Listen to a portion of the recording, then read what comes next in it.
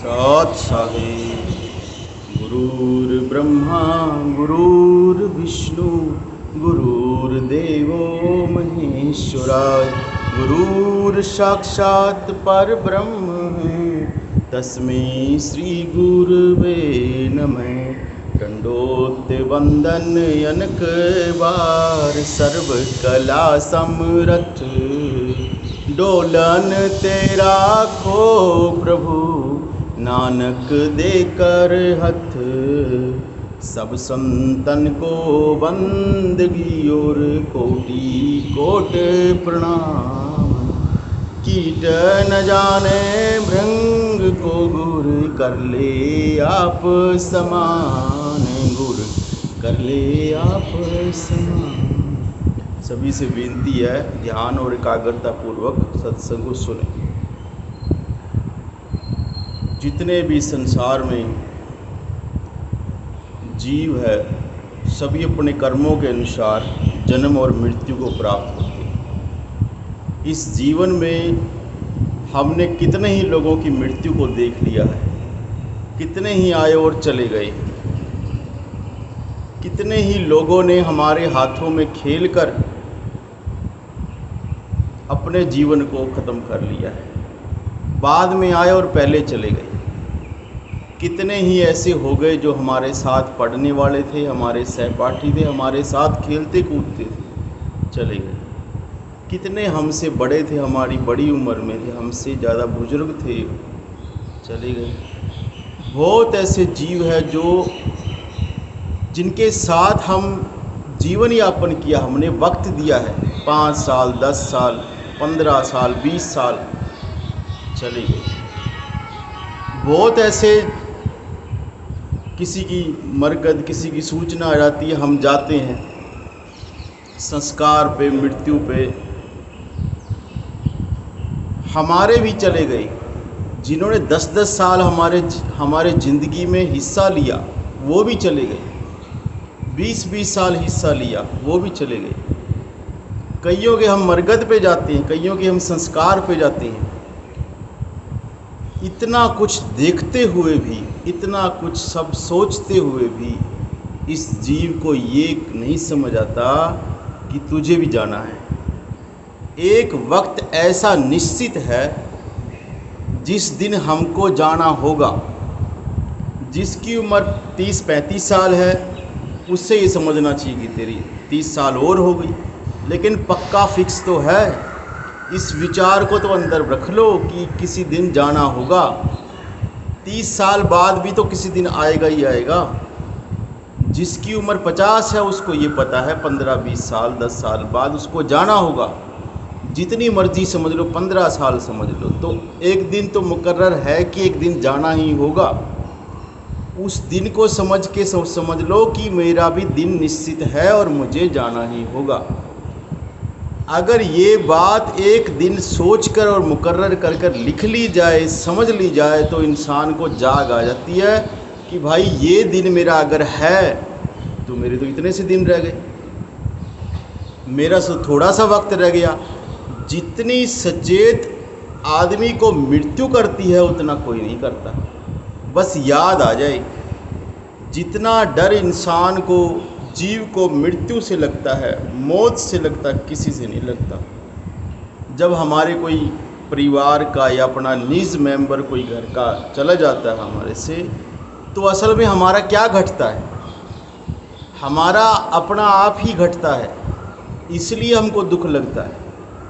खुद ही हमारा घटता है। खुद मतलब क्या? हमने उनके साथ बातें की थी, हमने उनके साथ जीवन जिया था, हमने उनके साथ आदान प्रदान किया था, हमने उनके साथ सपने देखे थे, विचार साझे किए थे। वो जो चीज़, जो हमारे विचार थे वो हमको याद आती। जो टाइम उनके साथ स्पेंड किया था, उनके साथ बिताया था, वो याद आता है। जो उनकी बातें थी वो याद आती है। यानी कि हमारे खुद के जो भाव है, विचार है, वो टूटते हैं। वो जैसे वो टूटते हैं दुख लगता है, क्योंकि वो अब दोबारा नहीं बन सकते। उनकी जो होंद थी, उनका जो वजूद था, वो ख़त्म हो गया।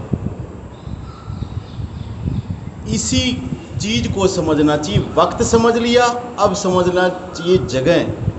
अगर हमारी जगह पक्की मुकर्रर, पक्के मकान, पक्का सब कुछ, हमने पूरा गर्मी सर्दी का इंतज़ाम सब कुछ कर रखा है, अच्छे कपड़े, स्वास्थ्य की तरफ भी हमारा ध्यान है, अपनी तरफ से पूरा ध्यान रखते हैं, तो भी वक्त की बात हो गई, अब जगह की भी बात है। जिस दिन मुकर्रर वक्त होगा उसके बाद दूसरी गिनती जगह की आएगी। अपने आप जीव को वहाँ जाना पड़ेगा, कुछ भी वो कर ले, कैसे भी अच्छे से अच्छे मकान में, सिक्योरिटी में, बड़े से बड़े किसी भी कवर में बैठ जाए, एक दिन वो आएगी और उसे लेकर जाएगी। इस बात को समझ ले कि जो मैंने सुरक्षा के इंतज़ाम कर रखी हैं, धन कर रखा है, अपने सर्कल को बना रखा है, और अपने डॉक्टरों से कुछ या किसी ऐसे लोगों से बातचीत बना रखी है, या ऐसे हमने सर्कल में लिंक बना रखे हैं ताकि मेरा कोई न कोई सहारा बन जाए, कोई परिवार का मेंबर मेरी सेवा कर दे, कोई न कोई ऐसा मेरा साथी बन जाए। लेकिन ऐन वक्त पे उसी जगह पर हमको जाना पड़ेगा।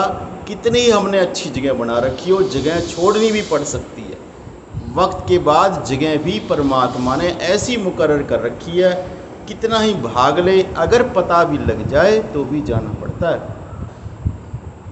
इसके बाद तीसरी चीज़ है बहाना।